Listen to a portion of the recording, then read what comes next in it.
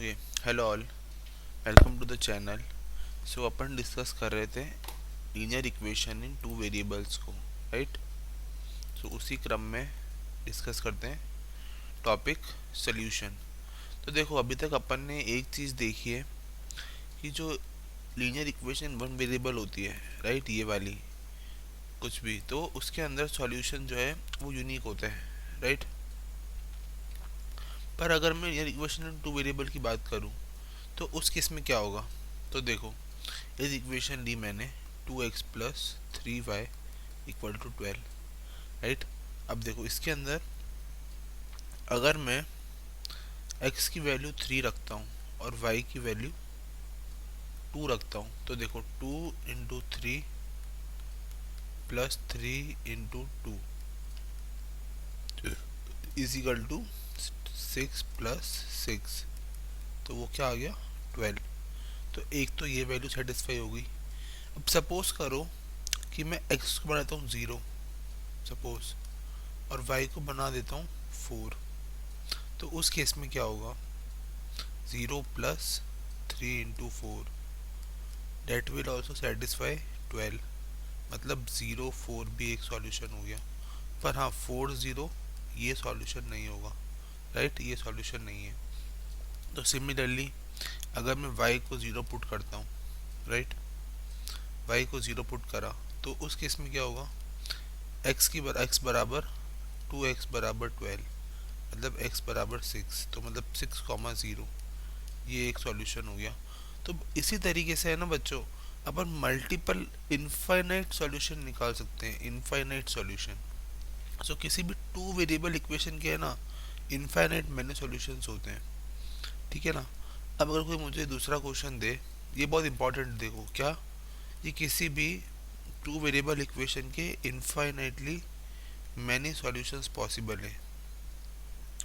अब कोई मुझे दूसरा क्वेश्चन दे, suppose x plus 2y equal to 6, और मुझे इसके बोले कि 4 सॉल्यूशन निकालने, तो मुझे 4 सॉल्यूशन वो निकालने होंगे जो कि इनफाइनाइटली मैनी सॉल्यूशन में से 4 सॉल्यूशन होंगे।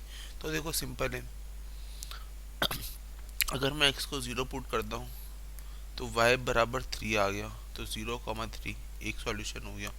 सिमिलरली जब आप फाइंड करोगे ना, तो 2,2 6,0 और 4,1 ये तीनों अलग सॉल्यूशन हो जाएंगे among the infinitely many solution. बाकी तो इनफाइनाइटली मैनी हो सकते हैं, पर उसमें से 4 सॉल्यूशन जो है वो ये होंगे, राइट।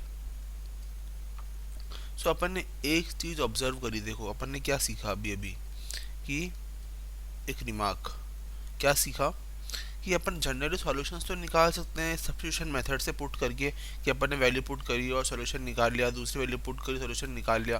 पर कभी कभी क्या होता है ना, अगर सिंपली अपन x को 0 और y को 0 पुट करके फिजिकली जो है वो y की और x की वैल्यूज निकाल ले रेस्पेक्टिवली, तो अपन इजीली जो है वो दो सॉल्यूशन निकाल सकते हैं, राइट। सो ये था एक इम्पॉर्टेंट रिमार्क। अब देखो, इसे रिलेटेड एक क्वेश्चन है कि टू सॉल्यूशन फाइंड आउट करने हैं for each of the equation, है ना। तो टू सॉल्यूशन कौन से इक्वेशन कौन कौन सी है, 4x plus 3y equal to 12। तो देखो, x को 0 रखा, y 4 आ गया, और y को 0 रखा, x 3 आ गया, तो 3,0, तो ये दो सॉल्यूशन हो गए, राइट, इस इक्वेशन के, राइट। सो इस तरीके से सेकंड वाला क्वेश्चन भी कर सकते हैं, 2x plus 3y equal to 0, 5y equal to 0, sorry, 2x plus 5y equal to 0।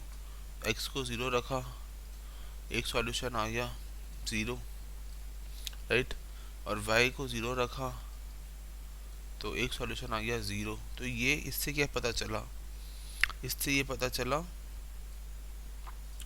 कि x तो 0 0 ही आ रहा है, तो ये तो एक सॉल्यूशन हुआ। अब अपन क्या करेंगे, x को 1 रखेंगे, तो देखो y x को 1 रखा, तो ये क्या आया, 2 प्लस 5y इक्वल टू 0। तो अल्टीमेटली क्या बन गई, लीनियर इक्वेशन वन वेरिएबल बन गई है, और y इक्वल टू क्या आ गया, माइनस का 2/5, राइट। सो ये क्या आ गया, 1 कॉमा माइनस 2/5, एक सॉल्यूशन आ गया, राइट, और दूसरा सॉल्यूशन 0,0। तो इस तरीके से अपन जनरल सॉल्यूशन निकालते हैं। अब देखो अपन आते हैं एक्सरसाइज 4.2 पे, 4.2 राइट। तो 4.2 क्या कह रही है, फर्स्ट क्वेश्चन कह रहा है which of the following equation in true, which of the following options is true and y. तो देखो y equal to 3x plus 5, इससे कितने सॉल्यूशन है, आइदर यूनिक सॉल्यूशन है या टू सॉल्यूशन है या इनफाइनाइटली मैनी सॉल्यूशन है। तो देखो अपने को निकालना है राइट। तो वही फंडा लगाओ, x को 0 रखा, y आ गया 5, तो 0,5 एक सॉल्यूशन हो गया राइट। और y को 0 रखा तो x बराबर आ गया -5/3, मतलब दूसरा सॉल्यूशन हो गया ये। अब अपन क्या तीसरा सॉल्यूशन निकाल सकते हैं। तो x को अगर 1 रखा तो y क्या आ गया, 8 आ गया, मतलब 1,8 अगेन। सो इससे क्या पता चला कि यूनिक सॉल्यूशन तो नहीं है, टू सॉल्यूशंस भी नहीं है, मतलब इनफाइनाइटली मैनी सॉल्यूशंस है। और देखो y को अगर 1 रखा तो x बराबर क्या आ गया, -4/3 राइट। So again 1, -4/3, sorry -4/3, 1। तो इनफाइनाइटली मैनी सॉल्यूशंस जो है ना वो होंगे इसके राइट। और दूसरा क्वेश्चन है find 4 solutions for each of the following equation. तो देखो ये बहुत आसान है, 4 सॉल्यूशन फाइंड आउट करने, एक बार निकाल लो 0 0 रख के, एक बार निकाल 1 1 रख के, इजीली हो जाएगा ठीक है। थर्ड क्वेश्चन बोल रहा है which of the following solutions are the not, which of the following solutions of the equations and which are not, मतलब कौन सा सॉल्यूशन है और कौन सा सॉल्यूशन नहीं है। इक्वेशन अपने पास गिवन है, देखो इक्वेशन है x minus 2y equal to 4। तो देखो सिंपली इसका सॉल्यूशन निकाल लो। x सबसे पहले क्या है, चेक कर लो डायरेक्टली। फर्स्ट ऑप्शन है 0,2, 0,2 रख के चेक करो, 0,2 रखा तो क्या आया -4 right, and this is equal not equal to 4, तो ये सॉल्यूशन नहीं है। अब 2,0 रखा तो क्या आया 4,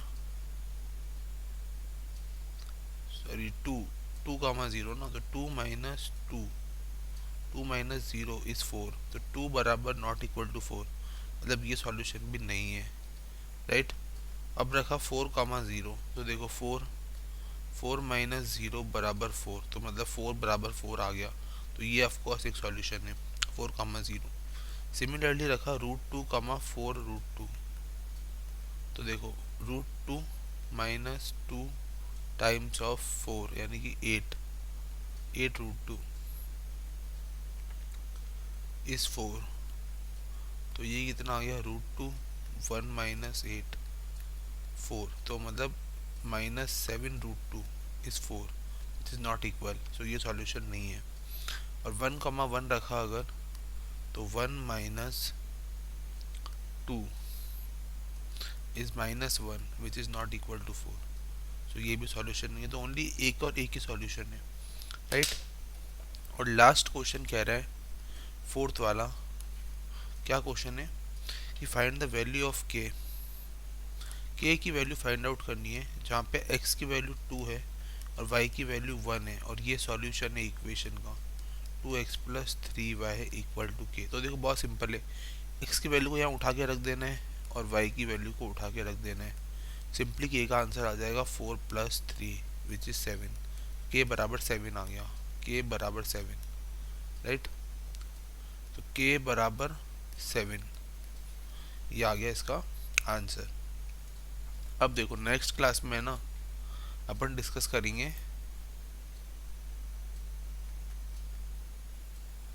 graph of linear equation, graph of linear equation in 2 variables.